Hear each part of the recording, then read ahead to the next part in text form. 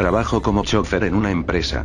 En realidad, mi trabajo no es muy pesado, pues me encargo de llevar y traer materiales pequeños, no trabajo como chofer de carga, así que mi horario laboral es durante el día. Pero una ocasión mi jefe me llamó a las 8 de la noche, necesitábamos cubrir un pedido de emergencia y tenía que ir por la tela para comenzar la producción.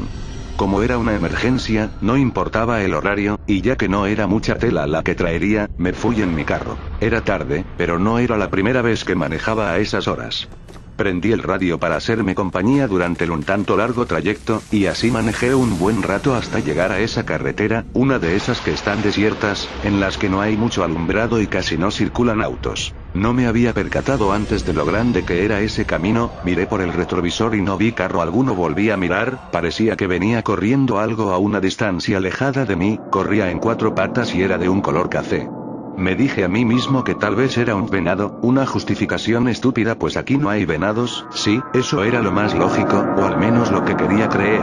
Miré de nuevo y ahora el venado estaba corriendo atrás de mi auto. Me asusté, de verdad me asusté, así que aceleré, pero para mi sorpresa, esa cosa mantenía mi paso. Supe que eso no era un animal, no podía ser algo de este mundo, nada podría correr a la velocidad a la que iba. Aceleré una vez más, esta vez ya iba demasiado rápido. Me asombré al ver que algo se acercaba.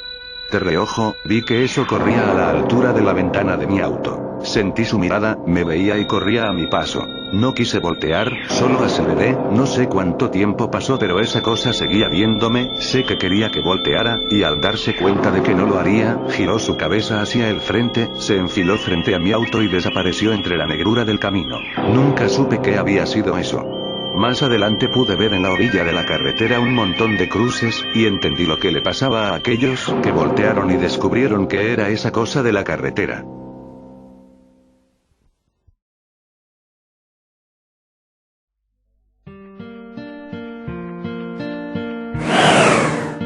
Todo ocurrió una cálida noche de verano, de esas en las que, aunque la temperatura es agradable e invita a dar un largo paseo bajo la luz de las farolas, da la sensación de que todo el mundo se ha puesto de acuerdo para encerrarse en casa. Eran, más o menos, las 2 de la madrugada.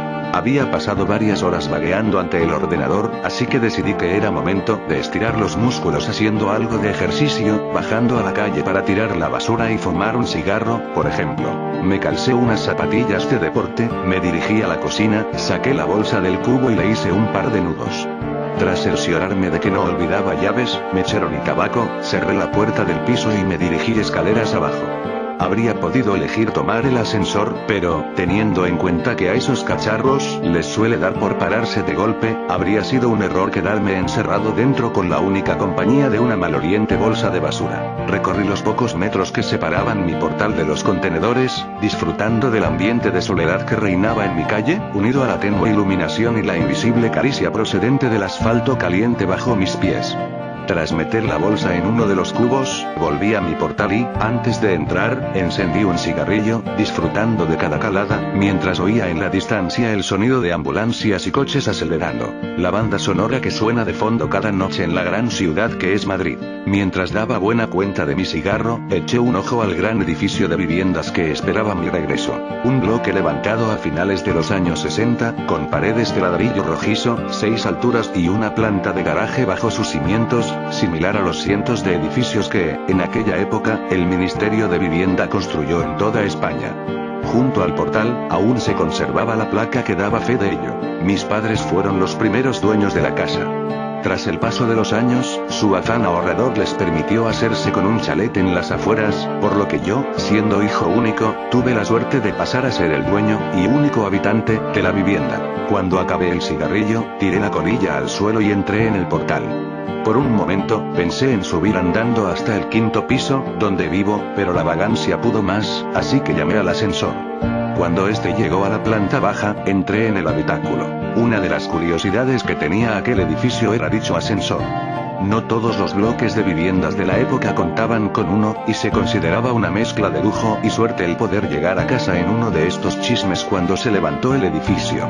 Esto hacía que la estructura fuese algo vieja. Sus paredes, sus espejos y su cuadro de botones tenían más de 50 años. Lo que más me llamaba la atención de este último detalle era el correspondiente al garaje. Había un botón para cada piso, excepto para el sótano, en cuyo lugar había una cerradura. Todos los vecinos teníamos copia de la llave. El motivo era, según los constructores, evitar que el cálido garaje se llenase de mendigos por las noches. Miré aquella cerradura con curiosidad. Aquella vieja cerradura. Entonces, una idea se me pasó por la cabeza. En lugar de pulsar el botón del 5.º piso, eché mano al manojo de llaves que había en mi bolsillo e introduje la llave correspondiente. Para acceder al sótano, había que girar la llave hacia la izquierda, pero, ¿qué ocurriría si la giraba hacia la derecha? Hice la prueba. Nada. La cerradura hacía tope, como era de esperar. Cabezota de mí, volví a intentarlo, girando con más fuerza. Con mucha más fuerza. En ese momento, de forma inesperada, la cerradura cedió, poniendo el ascensor en marcha. Sorprendido ante aquello, fijé los ojos en el indicador luminoso. Mientras el ascensor descendía, aquel pasó de mostrar un 0 a mostrar un -1. Pero, llegado a este piso, el ascensor no se detuvo. Durante casi un minuto, el trasto continuó bajando, traqueteando y rugiendo como de costumbre. El indicador luminoso mostraba 2 guiones intermitentes.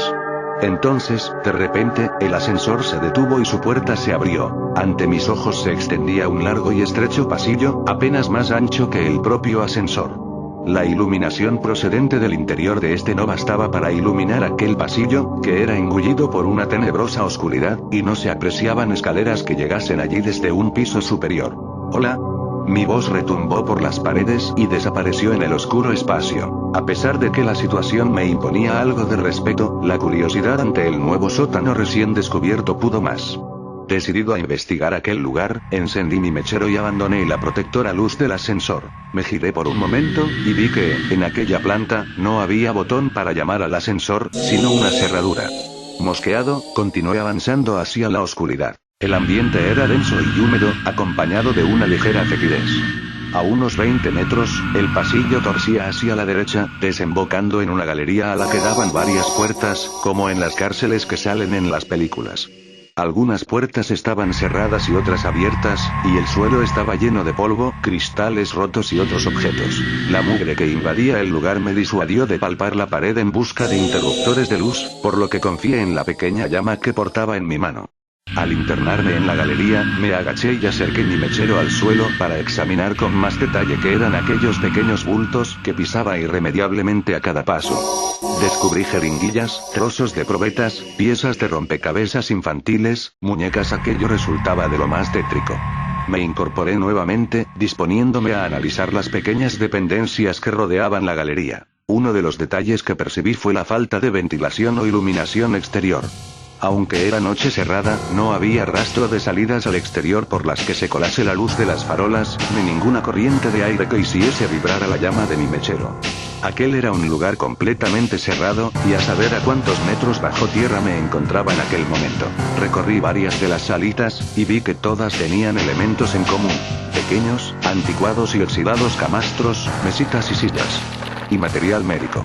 El lugar estaba infestado de gasas, correas, pastillas desperdigadas por el suelo. Aquello parecía un hospital en miniatura. Un hospital antiguo y fantasmagórico, detenido en una época pasada, en el que la acumulación de polvo es el único indicador del paso del tiempo. Aún me arrepiento de entrar en una de aquellas dependencias.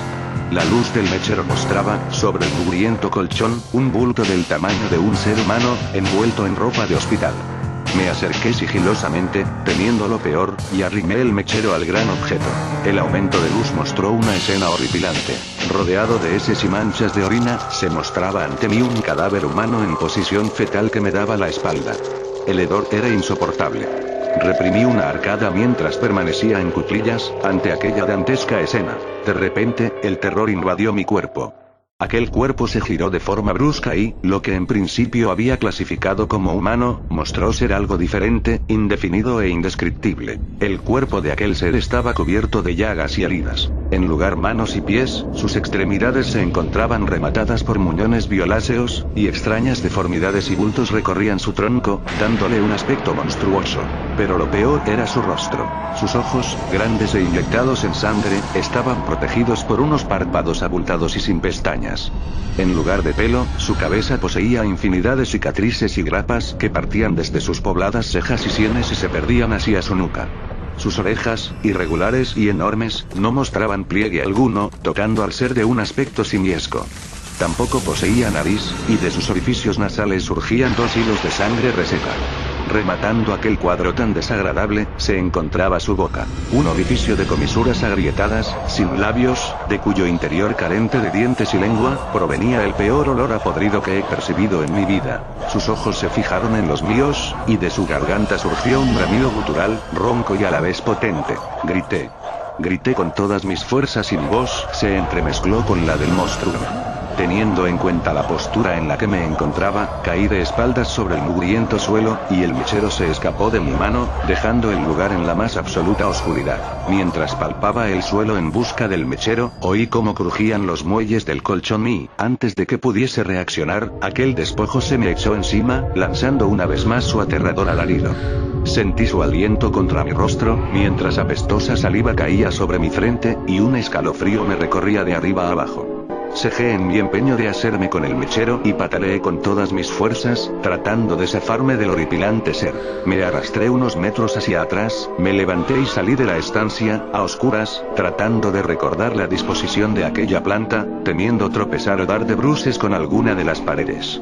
Mientras huía en dirección al ascensor, pude oír cómo aquello se arrastraba entre los cristales rotos del suelo, siguiendo mis pasos. Llegué al pasillo y sentí que volvía a la vida cuando me invadió la luz encendida del ascensor abierto. Entré, pulsé el botón del 5º piso y, lleno de impaciencia y pavor, esperé a que la puerta se cerrase y el ascensor se pusiese en marcha. Sin embargo, el aparato no obedecía mis órdenes. Aunque el botón del 5º piso estaba encendido, la puerta no se cerraba. Y el crujir de cristales se oía cada vez más cerca. Me di media vuelta. Ante mí, el pasillo se extendía una vez más, engullendo la luz del ascensor. Sin embargo, ahora no sentía curiosidad ante aquella escena. Sentía verdadero horror. Quería huir de allí. Y el ascensor no se movía. De repente, se hizo el silencio. Estaba tan aterrorizado que todos mis músculos se agarrotaron. En ese momento, el ser surgió del pasillo oscuro, arrastrándose con una velocidad y una pericia insólitas. Venía hacia mí, mientras gruñía, jadeaba y chillaba como ninguna criatura conocida. Apreté repetidamente el botón del 5º piso, con pulso tembloroso, mientras el miedo me hacía llorar y la criatura se aproximaba rápidamente. Cuando estaba a punto de entrar en el ascensor, agité mi pierna ante él, lo que le hizo retroceder atemorizado, sin que apartase la vista de mis ojos en ningún momento. En ese instante, las puertas se cerraron y el ascensor comenzó su ascenso. Fijé la vista en el indicador luminoso. Los 2 guiones parpadeantes dieron paso a un -1, luego a un 0, un 1, etc. Algo más calmado, me miré en el espejo y fui consciente de mi aspecto. Mi rostro estaba cubierto de una mezcla de baba y mucosa sanguinolenta, mezclada con mis propias lágrimas. Cuando quise pasar el dorso de la mano por mi frente, descubrí que mis ensangrentadas palmas estaban llenas de cristales rotos, y comencé a sentir su dolor. Minutos antes, en aquel segundo sótano, el miedo no me había permitido ser consciente de cómo se habían clavado en mi piel. Llegué a casa y entré corriendo al baño. Los recientes recuerdos de todo lo que había ocurrido allí abajo se agolparon en mi mente, y no pude evitar arrodillarme ante el váter y vomitar la cena. Me di una ducha más larga de lo habitual, aún invadido por el asco, curé las heridas de mis manos, y esperé a que llegase el día, incapaz de dormir. A la mañana siguiente, cuando la luz del día se llevó todos mis miedos, llamé a un amigo que vivía en uno de los edificios cercanos. Dicho edificio era similar al mío, construido en la misma época, con la misma planta, y con un ascensor exactamente similar. Tras contarle la historia y soportar sus burlas, me aseguró que haría la prueba en su ascensor, y que me llamaría para contarme qué había ocurrido en su caso. Esperé su llamada intranquilo y, a los pocos minutos, sonó el teléfono. Era él, y su voz sonaba entrecortada y temblorosa. Bajo su casa también había un segundo sótano, húmedo y maloliente. Sin embargo, él no se había atrevido a adentrarse, y no tenía intención de hacerlo. No pienso volver a coger ese ascensor en mi puta vida. Eso fue lo que me dijo. Y la verdad es que su opinión coincidía al 100% con la mía. A pesar de nuestros temores, nos decidimos a investigar sobre el asunto. Así, dimos con el que fue por aquel entonces presidente de la constructora encargada de levantar los edificios, hoy en día un ajado anciano con un pie en el cementerio. Tras varias reticencias, nos explicó el porqué de aquellos sótanos secretos. En 1966, la recién inaugurada central nuclear de Sorita, en Guadalajara, había sufrido una grave fuga en uno de sus reactores, provocando una nube radiactiva que se extendió por los pueblos de los alrededores. El régimen franquista no podía permitir que la opinión pública tuviese noticia de un fallo en su primera instalación nuclear, por lo que contactó con las parejas jóvenes del lugar, ofreciéndoles trasladarse a Madrid, a los inmuebles en los que mi amigo y yo vivíamos, pues a pocos metros se encontraba un hospital que podría seguir la evolución de dichas parejas y los hijos que pudiesen tener en el futuro. Para disimular aún más la situación, vendieron algunas de las viviendas a gente corriente que no tenía nada que ver con el incidente, como mis padres, o los padres de mi amigo, por ejemplo. Sin embargo, la intención del régimen era muy distinta. Conocedores de las secuelas que la nube radiactiva tendría en esta gente, vigilaron cada nuevo embarazo que se produjo entre ellos, supervisando su evolución y haciendo desaparecer a todos aquellos recién nacidos que sufriesen graves malformaciones. Aprovechaban la tranquilidad de la noche, para, haciéndose pasar por encargados de mudanzas, llevar a los bebés a su nuevo hogar. Aquellos sótanos, por otra parte, eran el lugar perfecto para realizar investigaciones sobre los niños, pues nadie sabía de su existencia. El propio mecanismo de los ascensores se había mantenido en secreto, recayendo la tarea de llevar a cabo revisiones y reparaciones entre técnicos elegidos por el propio régimen. Y una trampilla que solo se abría cuando el ascensor sobrepasaba el garaje, ocultaba el segundo sótano a quien hubiese podido asomarse al hueco. Sin embargo, tras la muerte del dictador Francisco Franco, se canceló aquel proyecto. Tratando de arrojar tierra sobre el asunto, los sujetos en experimentación fueron sacrificados, y toda documentación relativa al proyecto fue destruida. Casi todos los cabos quedaron atados. ¿Cómo que casi todos los cabos? Preguntamos mi amigo y yo a aquel hombre. Sí, dijo él. Resulta que, una vez, aprovechando el revuelo de los últimos días, mientras todo el mundo corría arriba y abajo tratando de hacer desaparecer pruebas y evidencias, uno de los niños desapareció sin dejar rastro, y nadie más volvió a saber de él. Mi amigo y yo nos miramos, aterrados. Nos despedimos del viejo y volvimos a nuestras casas. Y desde entonces, no he vuelto a subirme a un ascensor. Y, por si a alguien le interesa, vendo mi casa. Es un 5º piso, muy luminoso. Y, además, tiene ascensor y garaje.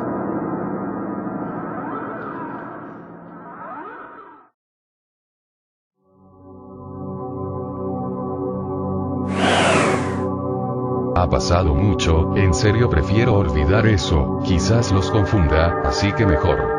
Les relataré mi historia. Yo era un chico activo de buenas calificaciones, y no tenía problemas con nadie aunque era muy solitario, por lo mismo el tiempo que los demás pasaban con amigos, yo lo desperdiciaba en juegos y dormir, tenía la costumbre de darme vuelta a los juegos en el menor tiempo posible si era posible. Cuando comenzó el problema pues fue cuando jugué Pokémon Esmeralda, me lo encontré en una vieja caja en una venta de jardín, y al ver que era la única edición de los juegos de esa saga que me faltaba por darme vuelta, decidí comprarlo, como ya me lo había dado vuelta 2 veces la historia si contamos a Rubí y Zafiro, quería hacerlo de manera original esta vez, así que cambié mi inicial por un EV y comencé mi aventura. Me había puesto el reto de darme vuelta el juego, solo con Pokémon que evolucionaran con piedras, obviamente sin evolucionarlos para agregarle dificultad al reto. Mi equipo terminó con 5 miembros. Un Skitty, un Nutzleaf, un Vulpix, un Lombre, y el EV que mencioné al inicio. Pasar la liga fue difícil pero al final logré mi meta. Pronto me di cuenta que lo que había hecho no era motivo de elogio, me había aislado completamente y para peor, se acercaban los exámenes de final de año y yo no había estudiado. Guardé mi Game Boy y decidido empecé a estudiar dejando el juego de lado y a mis Pokémon a esos que había tratado como basura para mi propio disfrute.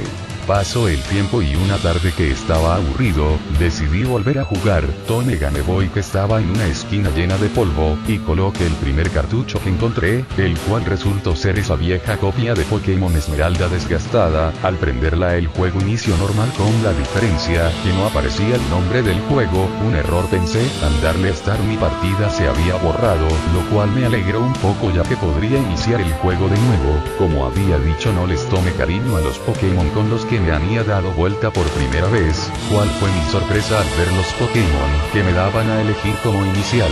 Pues solo eran Pokémon que evolucionaban con piedras. Me dio algo de gracia y seguí avanzando en el juego, el cual estaba bastante distorsionado. No quería admitirlo, pero la estética del juego parecía muy tétrica y cada vez se ponía peor. Seguía más por curiosidad que por sentido común, ya que estaba aterrado. Las 12 de la noche llegaron pronto y solo encontraba Pokémon que evolucionaban por piedras en la hierba alta.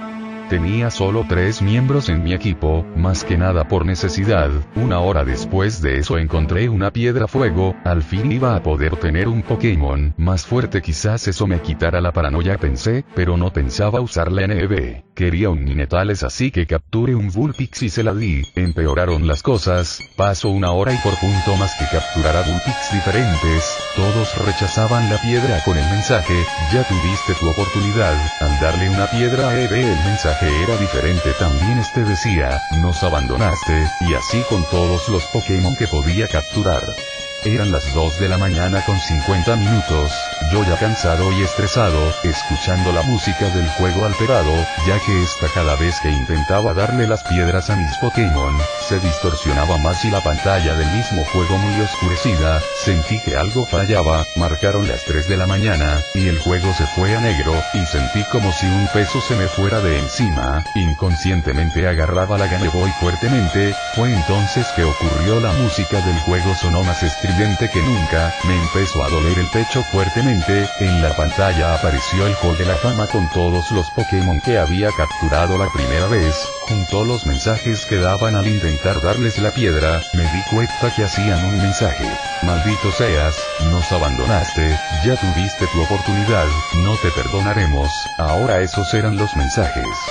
Pero saltó otro que no había visto antes, el cual provenía de un Pokémon sin imagen, solo una palabra escrita: morirás. Fue cuando todo terminó. Eso fue lo que recuerdo.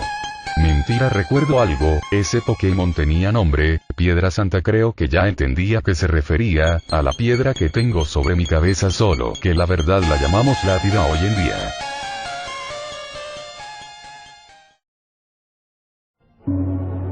Historia encontrada en un blog de notas.